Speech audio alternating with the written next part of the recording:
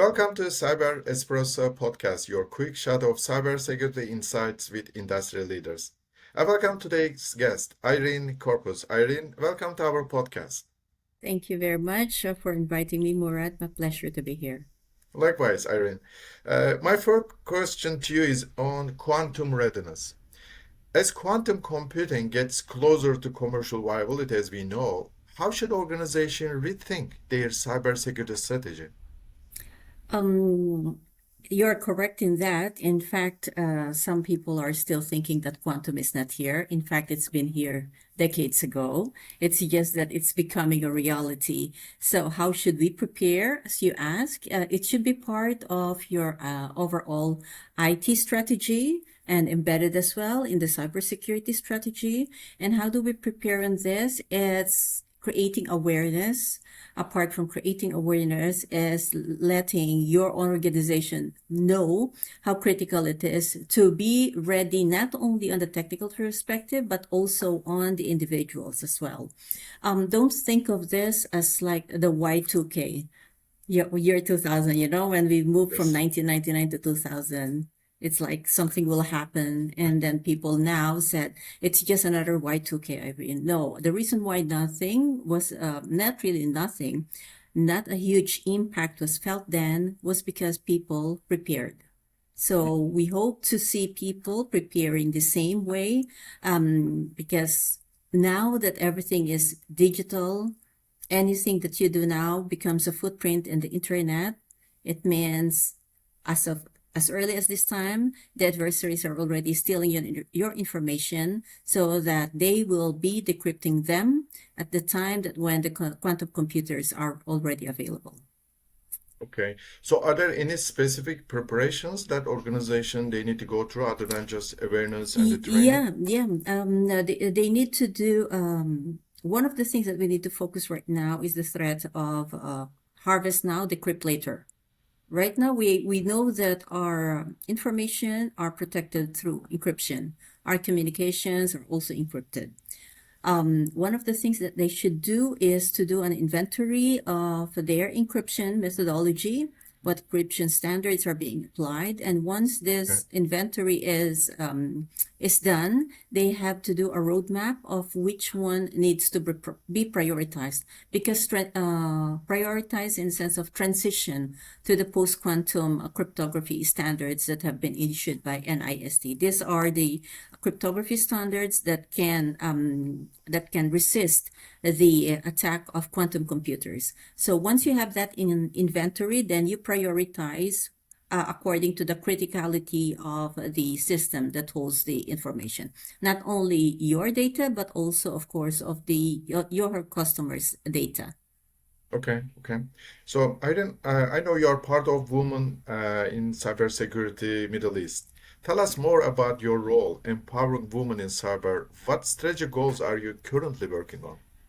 The WIXME has been founded in 2018, and I'm one of the founding partners. And thank you for asking about the WIXME because it's close to my heart because during my time we don't have mentors.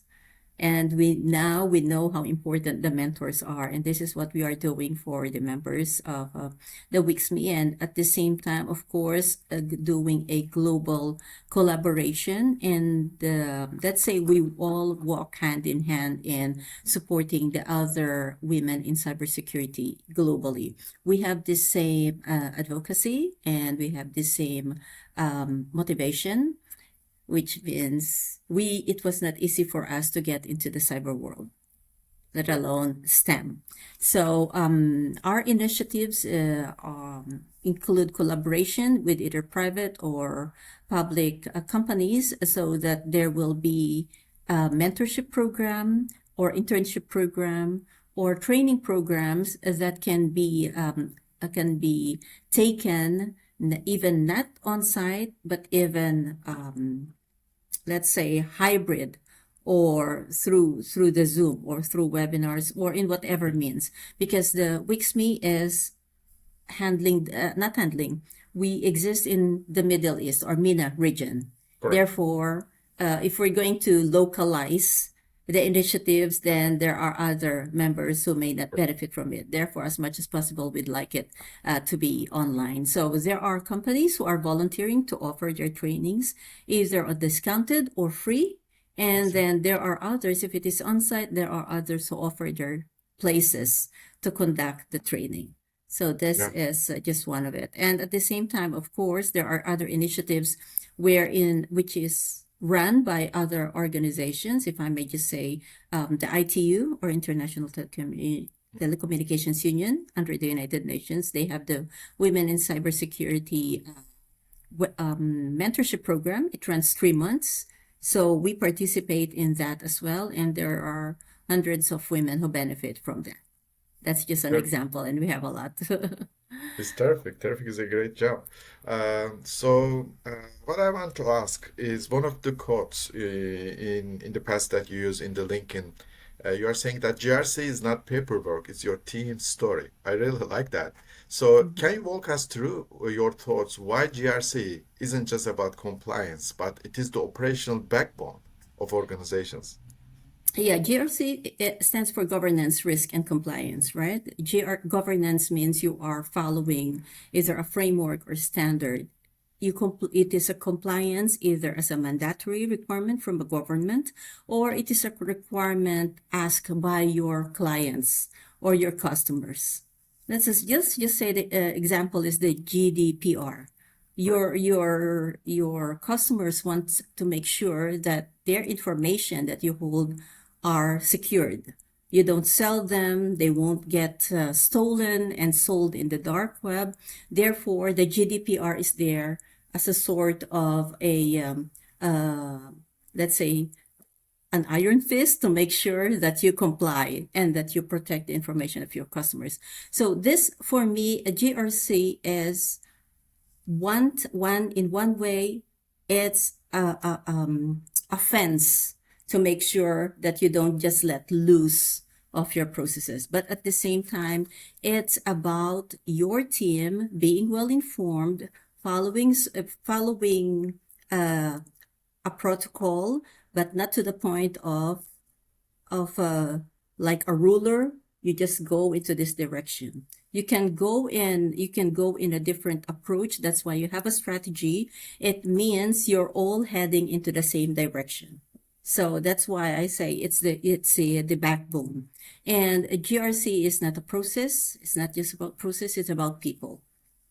It's not about compliance. In the end, if you comply, it's still about the people. Who are the people? It's yourself, it's your team, the company, and your customers. Right. Yeah.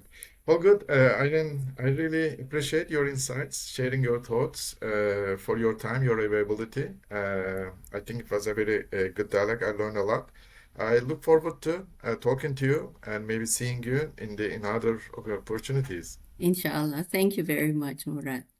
Take Pleasure care, having Irene. a Bye bye. pleasure talking to you as well. Likewise. Thanks, Irene. Bye bye. Thank you.